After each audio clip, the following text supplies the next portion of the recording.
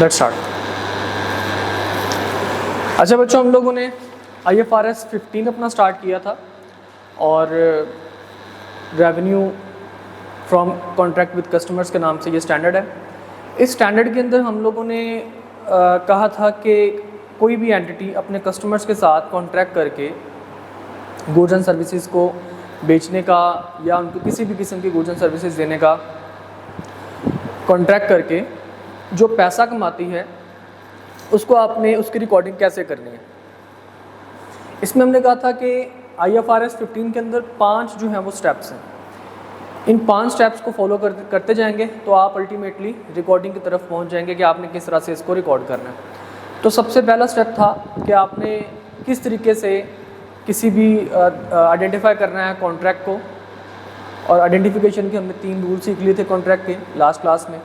दूसरा था हमारे पास कि जनाब आपके पास performance obligation, separate performance obligation जिसको हम लोगों ने कहा था आपने आइडेंटिफिकेशन करनी है कि परफॉर्मेंस ऑब्लिगेशन यानी कि एक कॉन्ट्रैक्ट में कितनी परफॉर्मेंस है। और परफॉर्मेंस ऑब्लिगेशन के अंदर 3 चीज़ें आपने देखनी है। सेपरेट ऑब्लिगेशन के अंदर एक चीज़ है डिस्टिंक्ट गुड्स एंड सर्विसेज। मतलब ये है कि सेपरेट ऑब्लिगेशन कब कंसीडर किया जाएगा, जब आपके पास डिस्टिंक्ट गुड्स और सर्विसेज का कॉन्ट्रैक्ट हो। अब डिस्टिंक्ट की अगर हम लोग बात करते हैं कि जनाब डिस्टिंक्ट गुड्स एंड सर्विसेज का मतलब क्या है, तो उसके लिए भी स्टैंडर्ड हमें इलेबोरेट करता है कि जनाब डिस्टिंक्ट गुड्स एंड सर्विसेज में 2 चीज़ें हैं। अगर ये 2 चीज़ें पाई जाएँ तो समझ लीजिएगा गुड्स एंड सर्विसेज क्या है, आपस में डिस्टिंक्ट है। कहता है जनाब अगर तो कस्टमर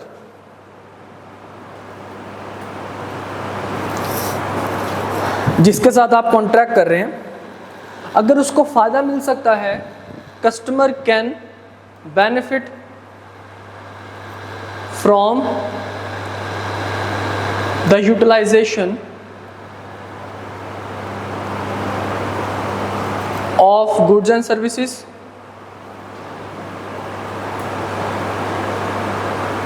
बाय इट्स ओन, मतलब खाली उसी को यूज करके, और बाय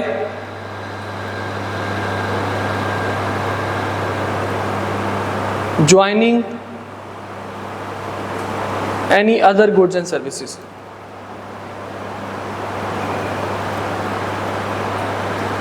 या फिर किसी दूसरी गुड्स और सर्विसेज के साथ मिला कर क्या कर सके, उससे फ़ायदा हासिल कर सके। ठीक है, मिसाल के तौर पर हम बात कर लेते हैं। अभी हमने बात की AC की, जिस जगह से हम लोग AC परचेज़ करते हैं, हायर की कंपनी है, हम कस्टमर हैं उनकी, हम कहते हैं भाई साहब आप हमें AC बेच दें, और AC बेचने के साथ साथ उनके पास आपको पता है कि उनकी कंपनी के अंदर फ्रिज भी बनते हैं। ठीक है, तो वो हमें क्या करते हैं, जब वो हमें फ्रिज भी बेचते हैं तो हमारे ये गुड्स 2 डिस्टिंक्ट गुड्स हैं, क्योंकि AC से हमें बेनिफिट कुछ और मिलता है, फ्रिज से बेनिफिट हमें कुछ और मिलता है। क्लियर, समझ आ गई बात की। तो हमने क्या कहा था, consumer can benefit from the utilization of goods and services, कि उसको बेनिफिट भी मिले, ये ना हो कि उसको बेनिफिट कोई ना मिले इस कंपनी से, उसकी गुड्स एंड सर्विसेज से। क्लियर। अच्छा जी, इसके बाद जनाब बाय ज्वाइनिंग का मतलब ये है कि वो उस अकेली चीज़ का फ़ायदा नहीं है, बल्कि फॉर एग्जांपल जैसे हम बात कर लेते हैं कि जी आप हमें AC और फ्रिज में लगा के दें, और लेकिन इसको इंस्टॉल भी आपने करके देना। ठीक है, तो उसको हम कहते हैं जी दूसरी जो सर्विसेज है उनके साथ ज्वाइन करके हम इसका फ़ायदा हासिल उठा सकें। अच्छा जी, अब सेकंड नंबर पे कहता है जी entity's promise to transfer the goods और services is separately identifiable from the other promises in the contract. Entity जो चीज़ बेच रही है वो प्रॉमिस करती है कि वो जो चीज़ें भेजेगी वो सेपरेट होंगी, सेपरेटली आइडेंटिफाइड होंगी। एंटिटीज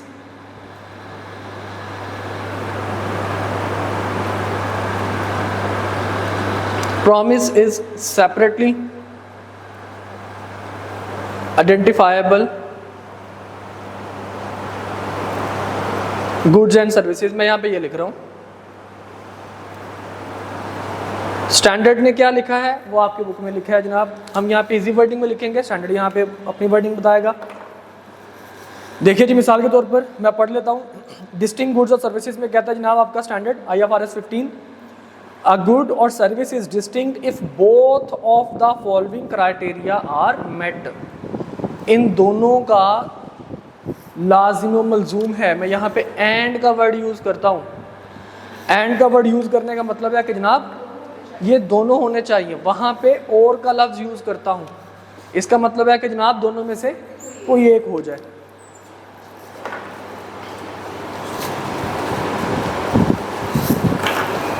और ना 9 बजे। अच्छा जी, तो यहाँ पे कहता है both criteria are met, the customer can benefit from the goods और services either on its own और together with other resources that are readily available to the customer. या खुद से उस चीज़ से उसको डायरेक्टली फ़ायदा मिले या उस चीज़ को किसी दूसरे के साथ मिलाकर उसको फ़ायदा मिले।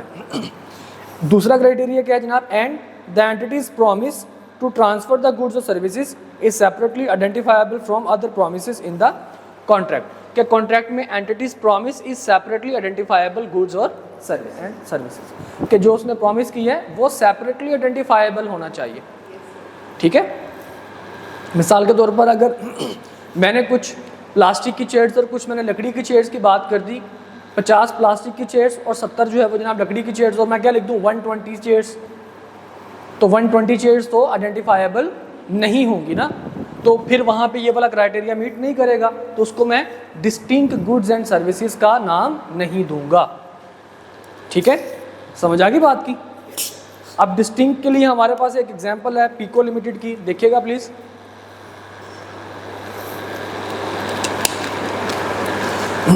Pico limited sells 10 washing machines for 20,000 each to a retailer company. PL also provides the following free of cost. अब देखिए, सबसे पहले उसने 10 मशीनें वॉशिंग मशीनें उसने बेची, ये उसका कॉन्ट्रैक्ट था, और उसने कहा जी बाकी जो चीज़ें वो फ्री ऑफ कॉस्ट हम आपको पे कर रहे हैं। कौन सी? Free services and maintenance for 3 years।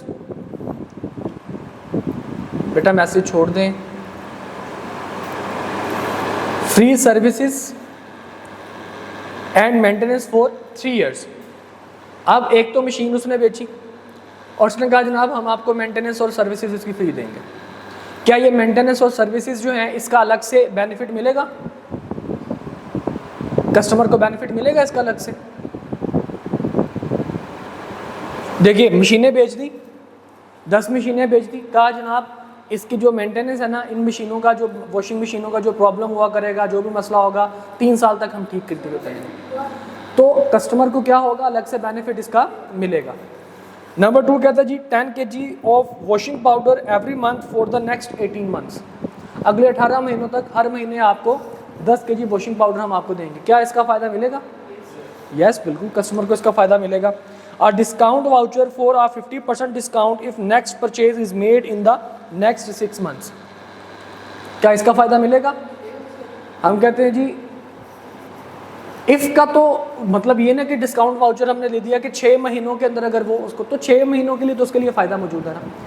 देखिए बेटा एक बात याद रखिएगा, बेनिफिट का जो मतलब है, बेनिफिट का मतलब ये होता है कि आपको किसी चीज़ के बदले में पैसे ना देने पड़े उसको। ठीक है, वो आपको बेनिफिट मिल जाएगा। यानी कि अगर मार्केट में जाएंगे तो मार्केट में आपको उस चीज़ के पैसे देने पड़ेंगे, यहाँ पे आपको पैसे नहीं देने पड़ेंगे, तो हम क्या कहेंगे जनाब आपके कॉन्ट्रैक्ट का ये हिस्सा बन जाएंगे। ओके, तो यहाँ पे 4 चीज़ें हैं जनाब, एक तो वॉशिंग मशीन, दूसरा सर्विसेज, तीसरा वॉशिंग पाउडर और चौथा वाउचर डिस्काउंट वगैरह 50%। तो ये चारों के चारों आपके पास सेपरेटली आइडेंटिफाइबल हैं। एक तो कस्टमर को बेनिफिट भी मिलेगा और ये सेपरेटली आइडेंटिफाइबल भी हैं, तो हम क्या कहेंगे ये सारे के सारे आपके लिए क्या हैं? Distinct goods and services. Solution देख लीजिए, रिक्वायरमेंट है जनाब आइडेंटिफाई सेपरेट परफॉर्मेंस ऑब्लिगेशन। आपने इसमें आइडेंटिफाई करना है, तो कहते हैं जनाब there are 4 separate performance obligation as all of the goods and services are distinct because RC can benefit from the goods and services on its own and the PL's promise to transfer the goods or services is separately identifiable from the other promises in the contract। Okay, और उसने अगले page में उसने बताया हुआ है कि जनाब ऑब्लिगेशन परफॉर्मेंस किस तरह से और कौन कौन सा आपने कैसे कैसे रिकॉर्डिंग करनी है।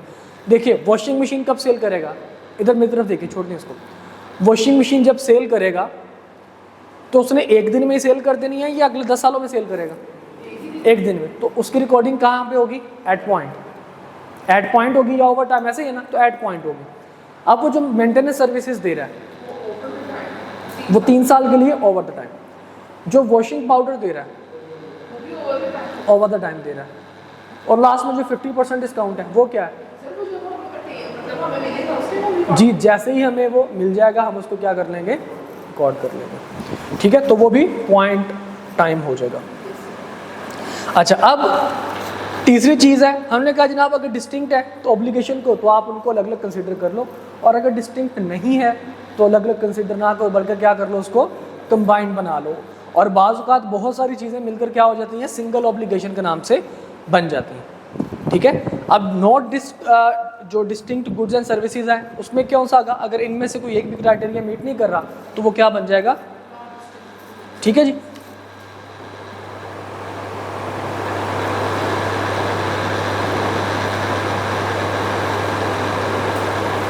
If any criteria for distinct goods and services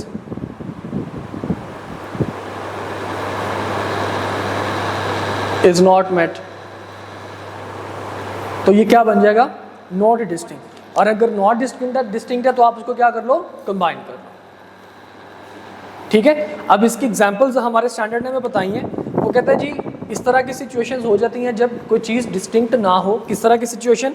कहता है कि जनाब जैसे कि the entity provides a significant services of integrating the goods और सर्विसेज विद अदर गुड्स और services promised in the contract into a bundle of goods और services that represent the combined output. कहता है जी होता ये है बाज़ औक़ात कि चीज़ें तो कॉन्ट्रैक्ट में मुख्तलिफ बताई जाती हैं लेकिन उनका इस्तेमाल मुख्तलिफ पॉसिबल नहीं है। उनको इकट्ठा करके कंबाइन करके हम उनका इस्तेमाल कर सकते हैं।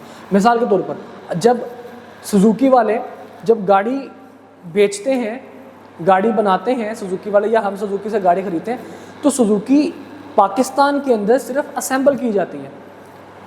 उसके जितने भी पार्ट्स हैं, इंजन, उसके पार्ट्स, वो जापान से, चाइना से मंगवाए जाते हैं, ठीक है। मंगवाने के बाद फिर उनको असेंबल कर लिया जाता है। अब वो जब वो पार्ट्स की बात करेंगे, हमने कॉन्ट्रैक्ट किसकी चीज़ का किया? गाड़ी का किया हुआ है। जब वो चीज़ मंगवाएंगे कॉन्ट्रैक्ट के अंदर, वो सारा कुछ लेके आएंगे, तो जब उन्होंने आगे कॉन्ट्रैक्ट किया होगा पार्ट्स के लिए और इंजन के लिए, तो जो यहाँ पे आके उसको असेंबल करेंगे असेंबलिंग के लिए, तो उनके कॉन्ट्रैक्ट की परफॉर्मेंस ऑब्लिगेशन तो मुख्तलिफ आ रही होंगी। लेकिन क्या वो एक गाड़ी को गाड़ी के तौर पर बेच सकते हैं, या गाड़ी को टायर अलग से बेच दें, उसके बाद बॉडी पार्ट्स अलग से बेच दें, इंजन उसको अलग से बेच दें? Not possible. तो उनके लिए वो जो कार कंपनी के लिए जो कॉन्ट्रैक्ट होगा, जो ऑब्लिगेशंस होंगी दूसरी कंपनी के लिए, वो क्या हो जाएंगी? वो आपके पास डिस्टिंक्ट गुड्स एंड सर्विसेज नहीं होंगी, ठीक है। मतलब गुड्स एंड सर्विसेज आपस में इतनी इंटीग्रेटेड होती हैं कि ऐसा लगता है कि जनाब जैसे ये कंबाइंड गुड्स एंड को अलग पॉसिबल नहीं है करना। सेकंड नंबर पे कहता है जी वन और more of the goods and services significantly modifies और कस्टमाइज वन और more of the other goods और other promised in the contract. मतलब वो कहते हैं जनाब आपने उसको इस तरह से मॉडिफाई किया है, चीज़ को इतना मॉडिफाई कर दिया, इतना कस्टमाइज कर दिया चीज़ को कि वो चीज़ सिर्फ और सिर्फ आपके लिए ही मौजूद है। आप जिस तरह से चाहते हैं वैसे ही आपके पास वो चीज़ बन जाएगी, बेशक वो उसमें मुख्तलिफ चीज़ें मौजूद हों और वो मिलाकर आपने क्या कर दी हो, एक ही चीज़ बना दी, ठीक है। मतलब कस्टमाइज्ड जो गुड्स हैं। सेकंड नंबर पे कहता है जी गुड्स और सर्विसेज आर हाईली इंटरडिपेंडेंट और हाईली इंटर रिलेटेड। ऊपर वाली जो पहली बात थी हकीकत में वही बात में सारा कुछ छुपा हुआ था। नीचे वाला जो 2 पॉइंट है उनकी एक्सप्लेनेशन है, ठीक है। तो 2 पॉइंट्स एक्सप्लेनेशन तो नहीं कहेंगे, लेकिन कहेंगे हम कि उनके एडिशन में है। मेन पॉइंट वो पहला ही था, ओके, कि जनाब जिसमें चीज़ें आपस में क्या हैं, इतनी इंटर रिलेटेड हैं, इतनी इंटरडिपेंडेंट हैं कि एक का इस्तेमाल दूसरे के बगैर पॉसिबल नहीं है। पानी पी के आओ फटाफट जाओ। एक का इस्तेमाल दूसरे के बगैर पॉसिबल नहीं है।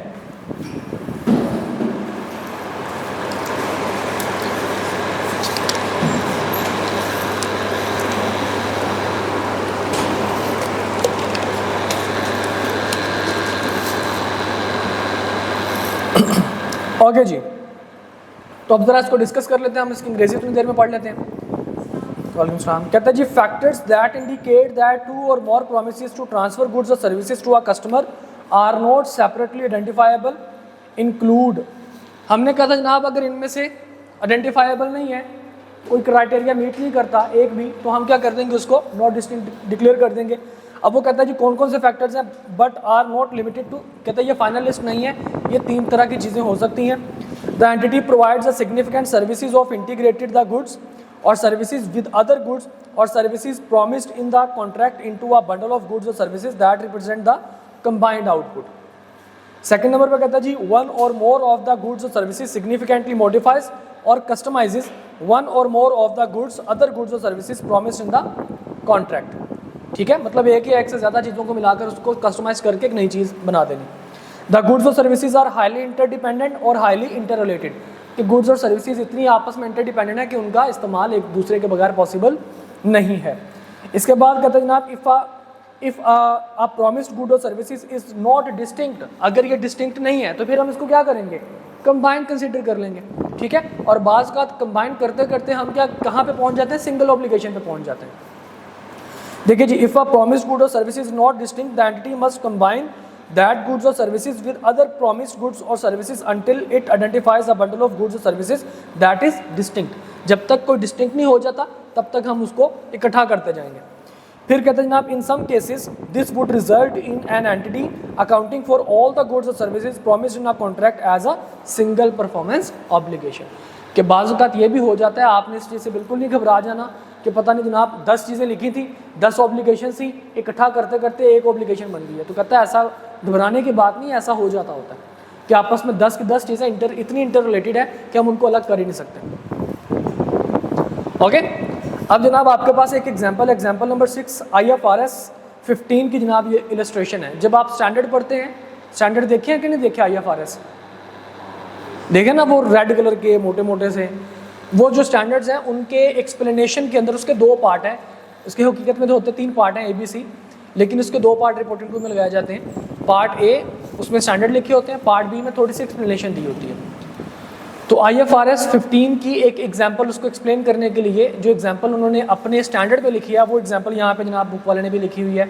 एग्जांपल कुछ इस तरीके से है, an entity a software developer enters into a contract with a customer to transfer a software license।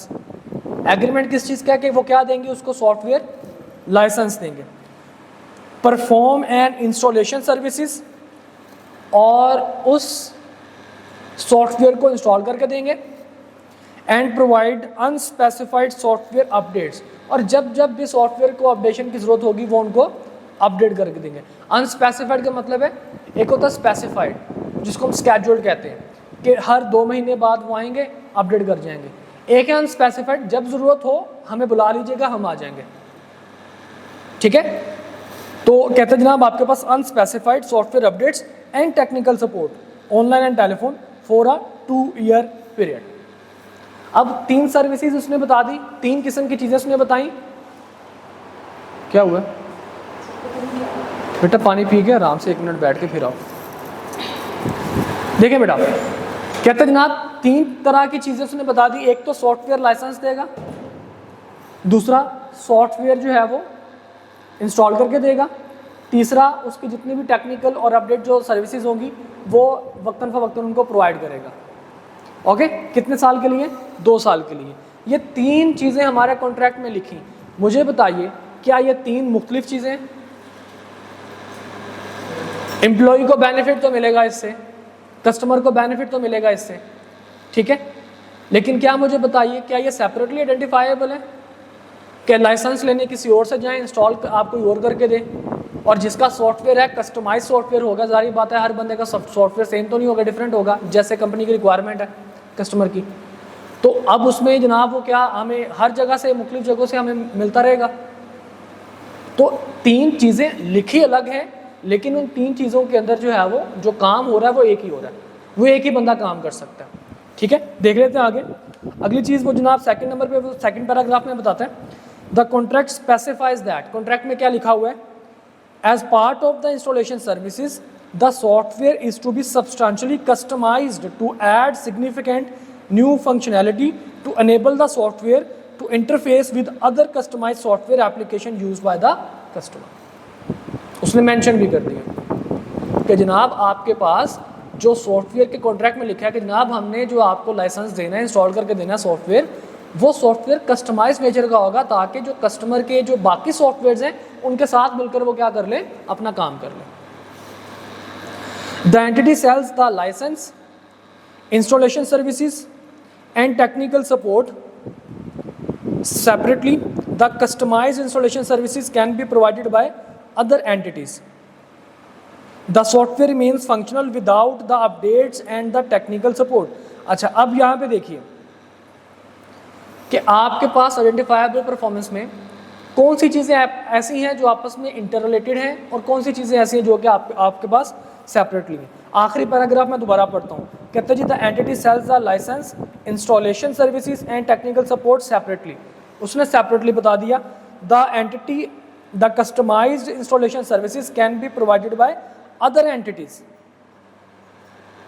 जो कस्टमाइज्ड इंस्टॉलेशन सर्विसेज हैं वो दूसरी एंटिटी भी क्या कर सकते हैं, प्रोवाइड कर सकते हैं। ठीक है, can be provided by the other entities. The software remains functional without the update and the technical support. अब जो सॉफ्टवेयर है वो उसके बगैर क्या हो सकता है, अपडेट के और अपना टेक्निकल सपोर्ट के बगैर भी फंक्शनल हो सकता है, मतलब उसको कोई मसला नहीं आएगा।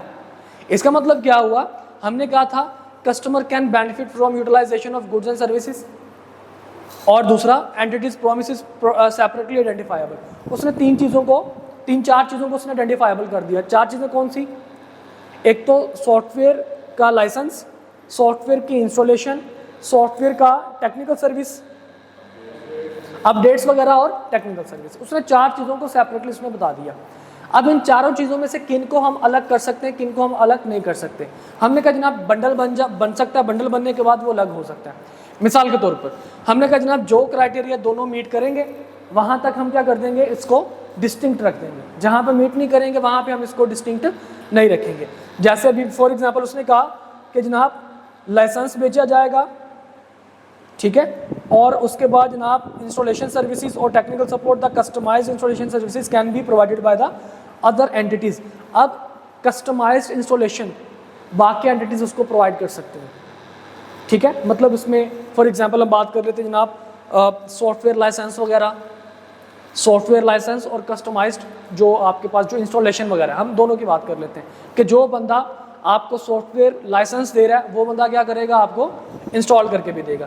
अब ये दोनों चीज़ें ऐसी हैं कि जिनको हम लोग कहते हैं कि जनाब क्या अलग अलग इनका फ़ायदा हो सकता है। क्या कस्टमर किसी और बंदे से सॉफ्टवेयर ले ले और इंस्टॉल किसी और बंदे से करवाए, is it possible. License, software license किसी और बंदे से ले और इंस्टॉल किसी और बंदे से करवाए, मतलब आप एडमिशन स्कैन्स में लें और लेक्चर्स जो है वो कहीं और से जाके लें। मुझे बताइए इज इट पॉसिबल। जिस जगह से आप लेक्चर लेंगे वो बंदा क्या कहेगा, भाई अगर लेक्चर मेरे से लेने हैं तो फीस भी मुझे दो ना। तो जिससे हमने सॉफ्टवेयर का लाइसेंस लेना है हमने इंस्टॉल भी तो उसी से करवाना है। मतलब ये दो चीज़ें ऐसी हैं जिनको हम सेपरेटली अलग नहीं लिख सकते, इनसे कस्टमर सेपरेटली बेनिफिट नहीं हासिल कर सकता। ठीक है, आइडेंटिफाई तो उसने कर दिया लेकिन हम उसको सेपरेटली बेनिफिट उसको नहीं कर सकते। तो इन दो चीज़ों को हम कर देंगे कंबाइन।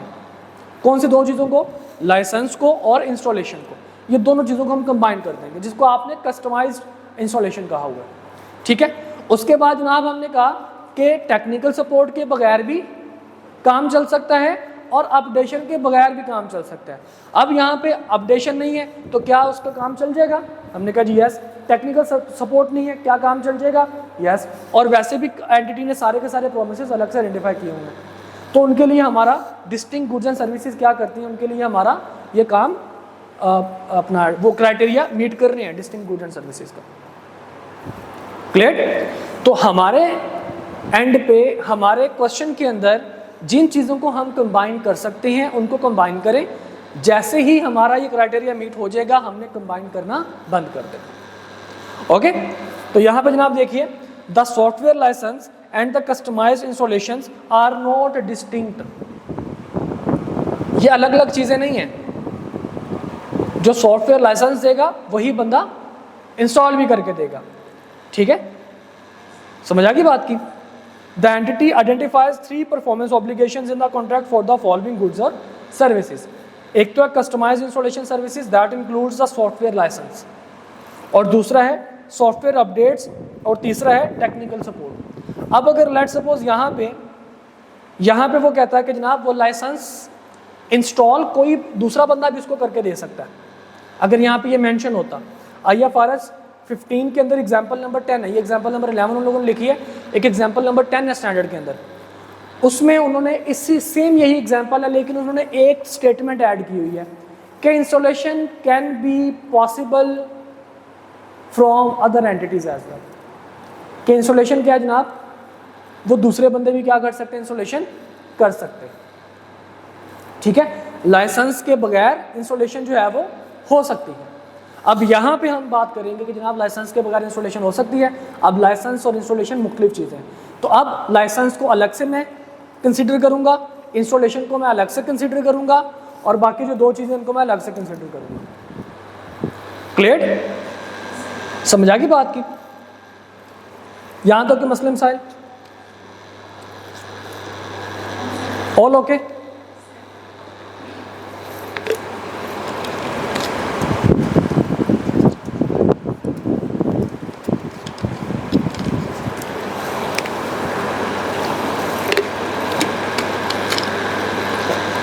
ओके जी, स्प्रिंग 2017 का एक क्वेश्चन हम करने लगे हैं, जो आपके पास बुक में एग्जाम्पल नंबर 7 है। हकीकत में ये स्प्रिंग 2017 का क्वेश्चन है।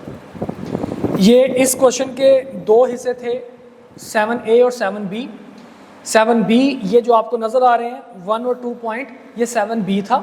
7A में उसने पूछा था कि परफॉर्मेंस ऑब्लिगेशन क्या है और डिस्टिंक्ट गुड्स और सर्विसेज को थोड़ा सा बताइए। तो वो प्रॉपर डेफिनेशन थी। परफॉर्मेंस ऑब्लिगेशन क्या है जनाब, वो सेपरेटली लीगल ऑब्लिगेशन होगी, तो ये दोनों कंडीशन है। ठीक है जी, और डिस्टिंक्ट गुड्स एंड सर्विसेज के लिए उन दोनों का कंडीशन का मीट करना लाजमी। इस वजह से उन्होंने लिखा ही नहीं, 7A को उन्होंने नहीं लिखा कि ये सिर्फ रट्टा है सारे का सारा। 7B ये आप लोगों के सामने है। 7A 4 नंबर का था, 7B जो है वो 6 नंबर का था। तो टोटल 10 नंबर का सवाल IFRS 15 में से उन्होंने पूछा था। तो जनाब यहाँ पे कहता है consider the following 2 contracts.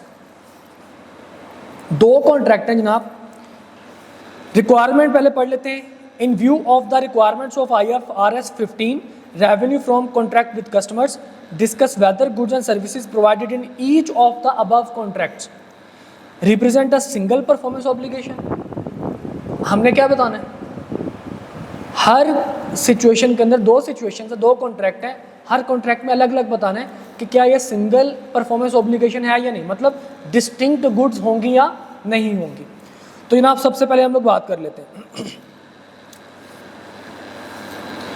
ECL has entered into a contract with Kashif Builders for construction of a residential project, including supply of construction material, architectural services, engineering and site clearance.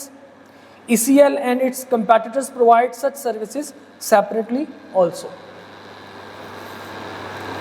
हाँ जी भाई साहब,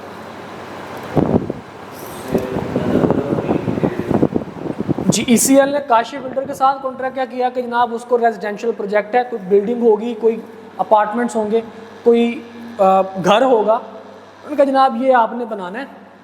इसके लिए जो भी मटेरियल की supply वगैरह वो भी आपने देखनी है। जैसे कॉन्ट्रैक्टर के साथ हम ठेकेदारों के साथ हम ठेका ख़त्म कर लेते ना कि जनाब ये आपने सारा कुछ करना, हमें पैसे आप बता दें। मटेरियल भी आपका, लेबर भी आपकी, कंस्ट्रक्शन भी आपकी, सारा कुछ आपने, हमें सिर्फ पैसे बताने के जितने पैसे दे दें जी। अब यहाँ पे उसने आपके काशिफ ब्रदर्स ने, बाकी एंटिटीज़ ने इसको सेपरेटली ज़रूर लिखा है,